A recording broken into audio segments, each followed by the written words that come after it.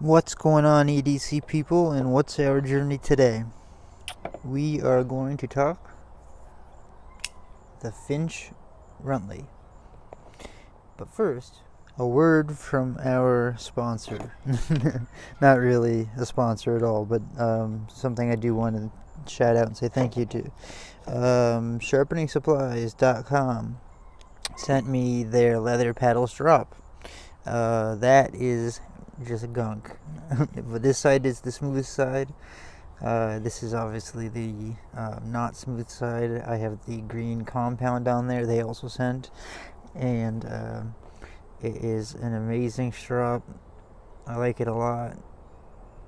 I've used it for a couple of weeks now, and I've been very impressed with it.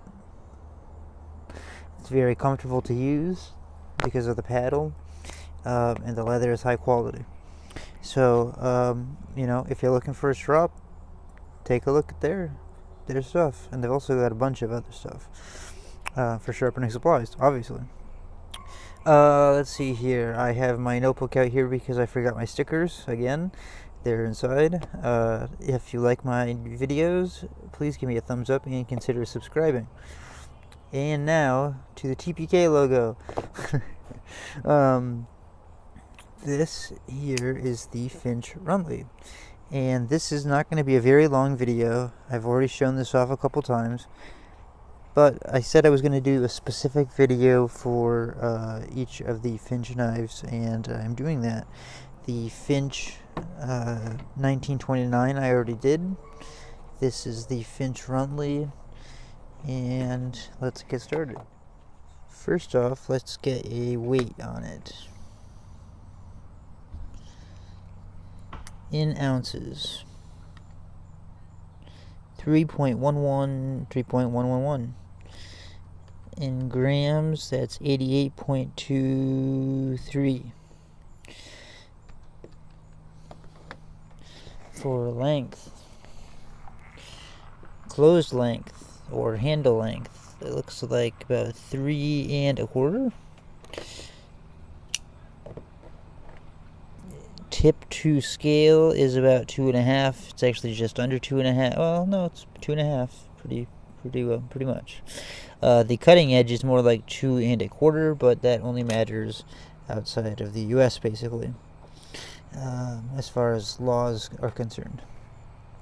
So there you have it. There's the knife. Overall, just barely under 6 inches. Again, it's a smaller knife, kind of like the 1929. However, because of the not that I've dubbed it this, but I've heard it called the Finch Grip. You are able to get all your hand on there. At least I am. Again, I do have smaller than average hands. I can get my grip actually almost entirely on there without going on the Finch Grip, and then with that Finch Grip, absolutely. It's a nice, thick, heavy Wharncliffe blade made out of 154 cm.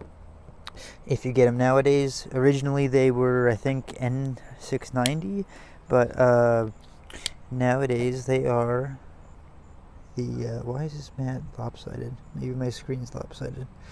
Maybe my head's lopsided. What the heck? What? This is confusing to me. Gyroscopization.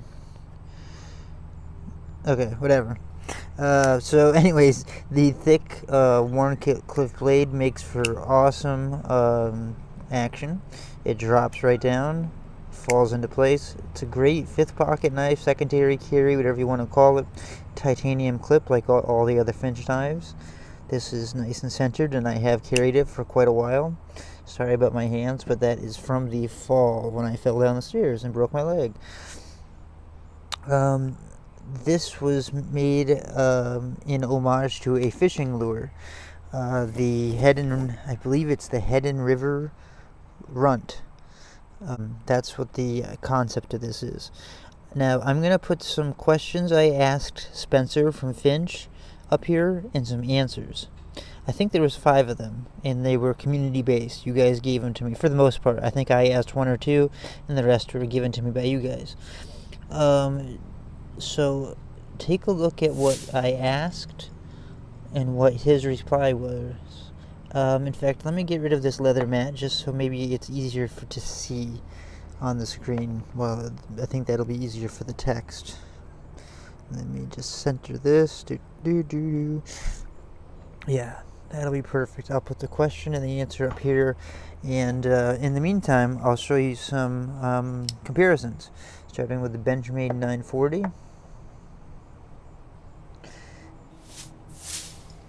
I don't have much to say while I'm doing these comparisons, but here's the Spyderco Delica.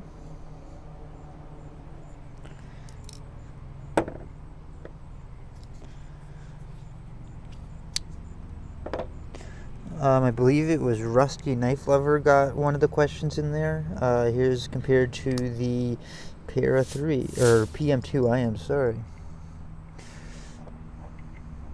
So you can see it is a small knife, but you do get a decent sized blade. I mean, for such a small knife. Cutting edge wise, yes, the PM2 is much larger, but you know, it's not that much larger for what you have in handle size or in short, closed length. The only awkwardness to it is this kind of optical illusion piece. I think it's cool, but it is kind of awkward in the closed position in pocket. But it is, again, named after or made in homage to the Head and River Runt fishing lure. The Spencer of Finch Knife company is a collector of antique fishing lures, and that's where this concept came from. That should be the first or second question that has come and gone at this point, hopefully. If all of this technology stuff is working out perfectly, the questions and answers are going on the screen right here.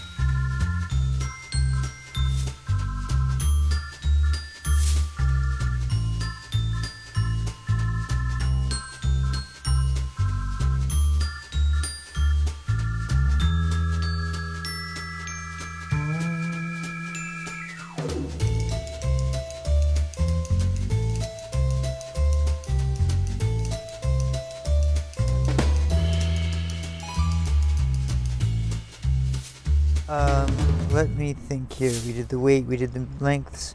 Let's, well,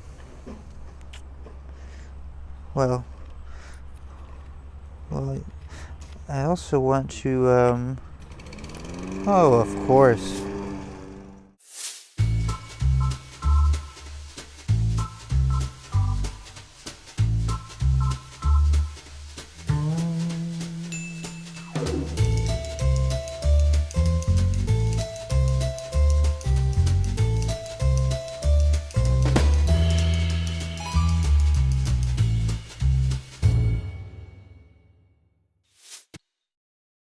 But it is, again, named after or made in homage to the Head and River Runt fishing lure. The Spencer of Finch Knife company is a collector of antique fishing lures, and that's where this concept came from. While the questions and answers are probably still scrolling, I will just put these out here. I got a one of my models of my Finch from this company. I said the other day I would put it on the screen, and I forgot to do that, so let me do that now. If you're looking for a Finch knife, this is a great place for you to start.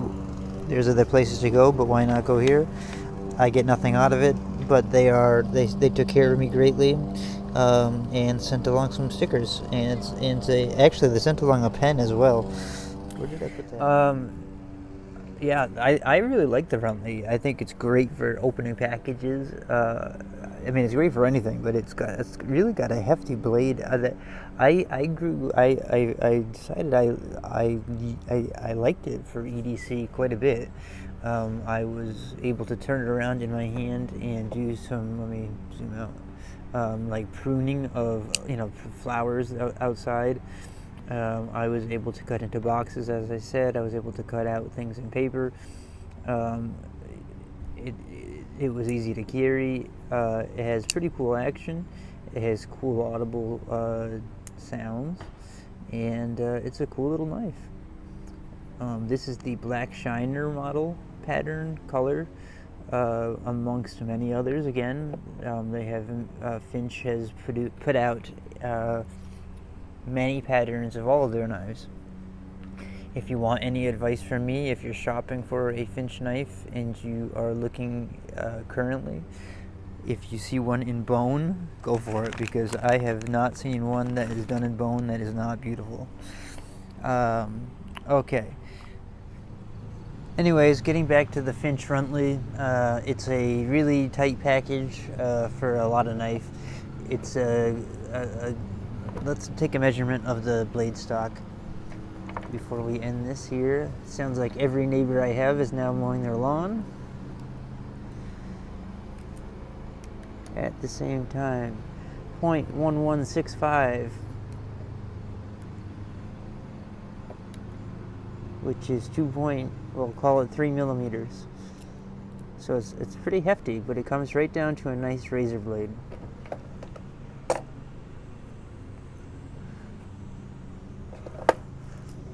The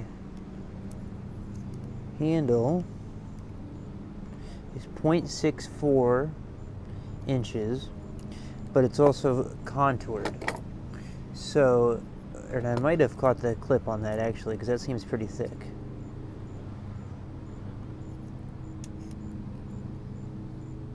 Yeah, 0.52, 0.52. If I can hold still. 0.5145. Okay, so 0.51. I was when I got it the first time, I must have nabbed the clip in there. I knew that measurement sounded a little large for, but it is still contoured, so it's gonna be a